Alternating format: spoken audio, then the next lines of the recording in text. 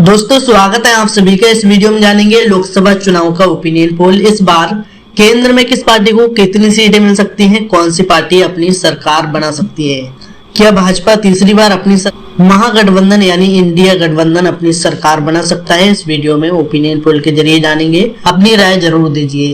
क्या बीजेपी फिर से सरकार बना सकती है या फिर इस बार बीजेपी को हार का सामना करना पड़ सकता है। अपनी राय कमेंट बॉक्स में जरूर दीजिए।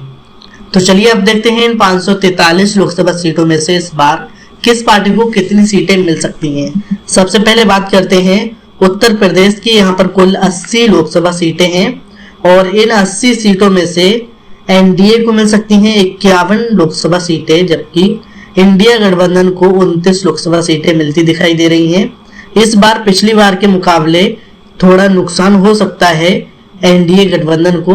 पिछली बार एनडीए को यहाँ पर 64 लोकसभा सीटें मिली थी 80 में से, लेकिन इस बार 51 सीटें मिलती दिखाई दे रही हैं। वहीं इंडिया गठबंधन को यहाँ पर काफी ज्यादा फायदा मिलता नजर आ रहा है। वहीं अगले राज्य की बात करें तो अगला राज्य है महाराष्ट्र। यहाँ पर कुल 48 लोकसभा सीटें हैं और इन 48 सीटों में से एनडीए को 25 सीटें मिल सकती हैं, जबकि इंडिया गठबंधन को यहाँ पर 23 लोकसभा सीटें मिलती दिखाई दे रही हैं। यहाँ पर दोनों पार्टियों के बीच कड़ा मुकाबला देखने को मिल सकता है दोनों। तो अगला राज्य है पश्चिम बंगाल और यहाँ पर कुल 42 लोकसभा सीटें हैं और इन 42 सीटों में से एनडीए को 12 सीटें मिल सकती हैं, जबकि इंडिया गठबंधन को यहाँ पर 30 लोकसभा सीटें मिलती दिखाई दे रही हैं। इस बार इंडिया गठबंधन को यहाँ पर काफी ज्यादा फायदा मिलता नजर आ रहा है। पिछली बार यहाँ पर भाजपा को 18 सीटें मिली थी 42 में से और तृणमूल कांग्रेस को यहाँ पर 22 लोकसभा सीटें मिली थी, लेकिन इस बार तृणमूल कांग्रेस और सीपीआईएम तीनों पार्टियां मिलकर एक साथ चुनाव लड़ रही हैं और भाजपा यहाँ पर अकेले चुनाव लड़ रही है, तो इससे भाजपा को काफी ज्यादा नुकसान होता दिखाई दे रहा है। वहीं इंडिया गठबंधन को काफी ज्यादा फायदा मिल रहा है।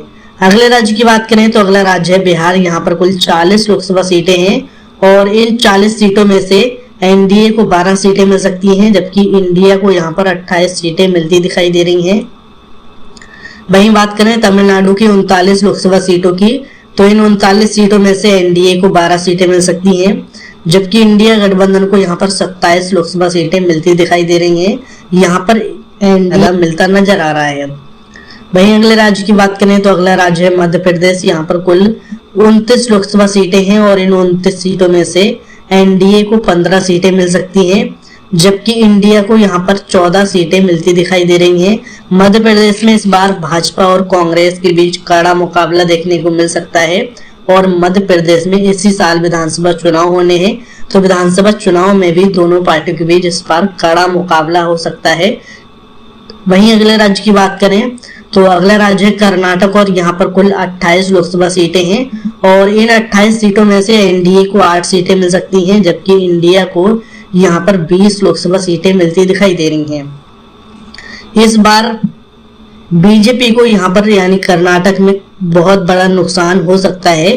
पिछली बार बीजेपी को यहाँ पर 28 में से 25 सीटें मिली थी, लेकिन इस बार बीजेपी को यहाँ पर सिर्फ 8 सीटें मिलती नजर आ रही हैं।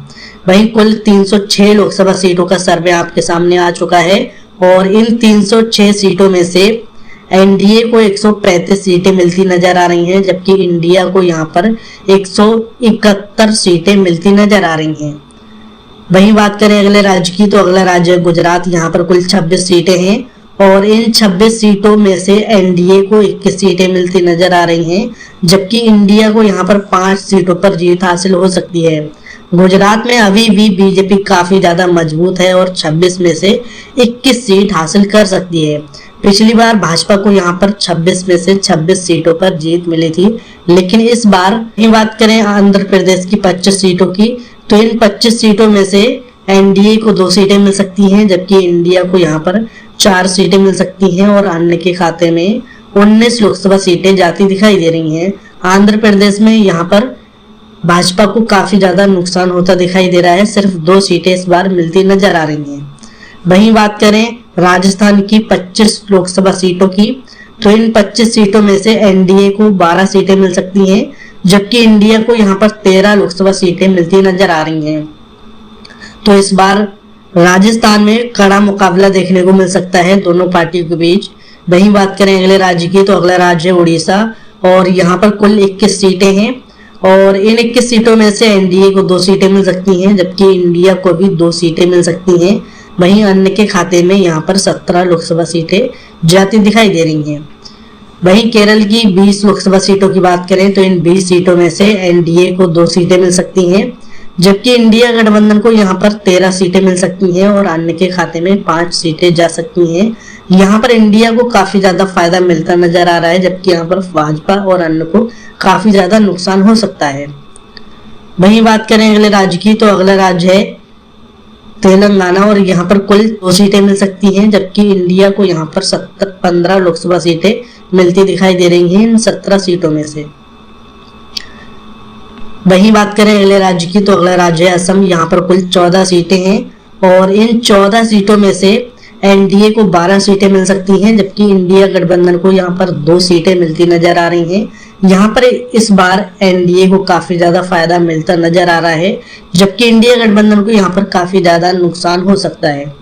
वहीं बात करें झारखंड की 14 सीटों की, तो इन 14 सीटों में से एनडीए को 2 सीटें मिल सकती हैं, जबकि इंडिया गठबंधन को यहाँ पर 12 सीटें मिलती नजर आ रही हैं। यहाँ पर इस बार भाजपा को बड़ा नुकसान हो सकता है, जबकि इंडिया को यहाँ पर काफी ज्यादा फायदा मिल सकता है।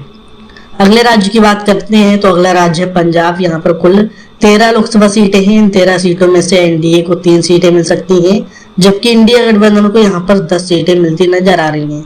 यहाँ पर इस बार भाजपा को काफी ज्यादा नुकसान हो सकता है, जबकि इंडिया गठबंधन को यहाँ पर फायदा मिलता नजर आ रहा है। अगले राज्य की बात करें तो अगला राज्य है छत्तीसगढ़। यहाँ पर कुल 11 सीटें हैं और इन 11 सीटों में से एनडीए को 4 सीटें मिल सकती हैं, जबकि इंडिया को यहाँ पर 7 सीटें मिलती दिखाई दे रही हैं। वहीं बात करें हरियाणा की 10 सीटों की, तो इन 10 सीटों में से एनडीए को यहाँ पर 5 सीटें मिल सकती हैं, जबकि इंडिया गठबंधन के खाते में भी 5 सीटें जाती नजर आ रही हैं। वहीं दिल्ली की 7 सीटों की बात करें तो इन 7 सीटों में से एनडीए को 3 सीटें मिल सकती हैं, जबकि इंडिया को यहाँ पर 4 सीटें मिलती नजर आ रही हैं। इस बार इंडिया को यहाँ पर फायदा मिलता नजर आ रहा है, जबकि भाजपा को यहाँ पर थोड़ा नुकसान हो सकता है। पिछली बार यानी 2019 में बीजेपी को यहाँ पर 7 में से 7 सीटों पर जीत हासिल हुई थी, लेकिन इस बार 4 सीटों का नुकसान होता दिखाई दे रहा है। वहीं बात करें जम्मू कश्मीर की 6 सीटों की, तो इन 6 सीटों में से एनडीए को 3 सीटें मिल सकती हैं, जबकि इंडिया गठबंधन के खाते में यहाँ पर 3 सीटें जाती दिखाई दे रही हैं। वहीं बात करें उत्तराखंड की 5 सीटों की, तो इन 5 सीटों में से एनडीए को 2 सीटें मिल सकती हैं, जबकि इंडिया को यहाँ पर 3 सीटें मिलती दिखाई दे रही हैं। अगले राज्य की बात करते हैं तो अगला राज्य है हिमाचल प्रदेश। यहाँ पर कुल 4 सीटें हैं और इन 4 सीटों में से एनडीए को यहाँ पर 1 सीट मिल सकती है, जबकि इंडिया गठबंधन के खाते में 3 सीटें जाती दिखाई दे रही हैं। इस बार भाजपा को हिमाचल प्रदेश में काफी ज्यादा नुकसान होता नजर आ रहा है। वहीं बात करें मणिपुर की 2 सीटों की, तो ये दोनों सीट यहाँ पर इंडिया गठबंधन के खाते में जा सकती हैं। यहाँ पर एनडीए का सफाया होता नजर आ रहा है। वहीं बात करें अगले राज्य की, तो अगला राज्य है अरुणाचल प्रदेश। यहाँ पर कुल 2 सीटें हैं और ये दोनों सीट एनडीए के खाते में जा सकती हैं। इंडिया का यहाँ पर सफाया हो सकता है। वहीं मेघालय की 2 सीटों की बात करें तो इन 2 सीटों में से 1 सीट एनडीए को मिल सकती है और 1 सीट इंडिया गठबंधन के खाते में जा सकती है। त्रिपुरा की 2 सीटों की बात करें तो इन 2 सीटों में से 1 सीट एनडीए को मिल सकती है, 1 सीट इंडिया को मिल सकती है। गोवा की 2 सीटों की बात करें तो इन 2 सीटों पर इंडिया गठबंधन का कब्जा हो सकता है। यहाँ पर भाजपा को तगड़ा नुकसान इस बार उठाना पड़ सकता है। वहीं अगले राज्य की बात करें तो अगला राज्य मिजोरम। यहाँ पर कुल 1 सीट है और ये 1 सीट एनडीए को मिल सकती है। नागालैंड की 1 सीट की बात करते हैं तो ये 1 सीट इंडिया गठबंधन के खाते में जा सकती है। इस बार भाजपा को यहाँ पर बड़ा नुकसान हो सकता है। वहीं बात करें सिक्किम की 1 सीट की, तो ये 1 सीट भी इंडिया गठबंधन के खाते में जा सकती है। केंद्र शासित प्रदेशों की बात करें तो कुल 6 सीटें हैं और इन 6 सीटों में से एनडीए को 3 सीटें मिल सकती हैं, जबकि इंडिया गठबंधन के खाते में भी 3 सीटें जाती दिखाई दे रही हैं। तो दोस्तों यहाँ पर सभी 543 सीटों का सर्वे आ चुका है। इन 543 सीटों में से एनडीए को 222 सीटें मिल सकती हैं, जबकि इंडिया गठबंधन के खाते में 283 सीटें जा सकती हैं और अन्य के खाते में 39 लोकसभा सीटें जाती दिखाई दे रही हैं। दोस्तों यहाँ पर कुल 543 लोकसभा सीटें हैं और किसी भी पार्टी को सरकार बनाने के लिए 272 सीटों की जरूरत होती है। तो इस बार इंडिया गठबंधन को 283 सीटें मिलती नजर आ रही हैं। तो आपको क्या लगता है कि इस पार्टी की सरकार बन सकती है? कमेंट करके जरूर बताइए।